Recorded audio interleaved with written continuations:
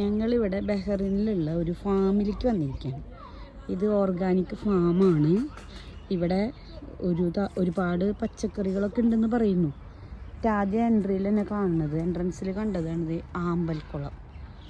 കണ്ട എന്തൊരു പ്രത്യേകതയാന്ന് നോക്കിയേ. ഇത് ബഹ്റിനാണ്.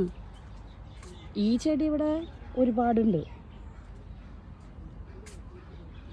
ചുരക്ക പടവലങ്ങയൊക്കെ ഉണ്ടെന്നാണ് പറയുന്നത്.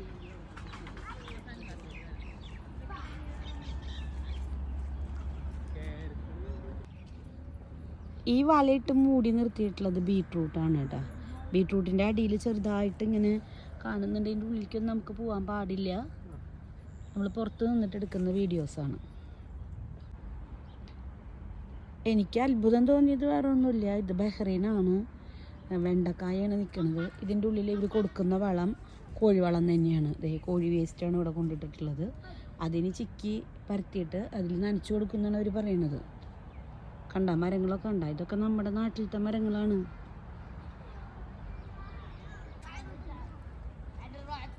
ഇത് സൂര്യകാന്തിയാണ്, പക്ഷെ അതൊരു വേറെ മോഡലാണ്.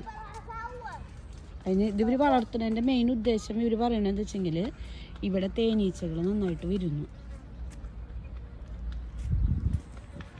ഇതിൽ തേനീച്ച പറക്കുന്നുണ്ട്. പറന്നു പോയി എന്നെ കണ്ടപ്പോൾ. ഇതും നമ്മൾ നാട്ടിൽ കാണുന്ന ഒരു ചെടി തന്നെയാണ്. നമ്മുടെ ഒരു കോളാമ്പി ചെടിയുടെ വേറൊരു വെറൈറ്റി ഓറഞ്ച്. നമ്മുടെ നാട്ടിലത്തെ പോലെ തന്നെ ചെടി ചെറിയ ട്രേയിൽ നിന്ന് ഇത്തിരി കൊണ്ട് വലിയ പോട്ടിലേക്ക് മാറ്റി വെച്ചേക്കണം. നല്ല തണലത്ത് ഈ ഒരു മരത്തിൻ്റെ താഴെ വെച്ചേക്കാണ്. ഇതാണ് ബഹ്റിനിൽ കണ്ടത് ഞങ്ങളുടെ അനാറിൻ്റെ മരം. മാതളം മാതളം പൂത്തിട്ട് ചെറിയ ചെറിയ കായകളായിക്കൊണ്ടിരിക്കുന്നു. ഓർഗാനിക് ഫാമാണ്. ശരിക്കും നല്ല വെറൈറ്റി ആയിട്ടുണ്ട് എല്ലാ സംഭവങ്ങളും. അടുത്തത് എമു ആണ്. ഒരാൾ അവിടെ നടക്കുന്നുണ്ട്. ഒരാൾ ഞങ്ങളെ കണ്ടപ്പോൾ ഈ ഗ്രില്ലിൻ്റെ അടുത്ത് തന്നെ വന്ന് നിൽക്കുന്നുണ്ട്. എന്തോ ഒരു കാഴ്ച കാണാനായിട്ട് നിൽക്കണ പോലെ.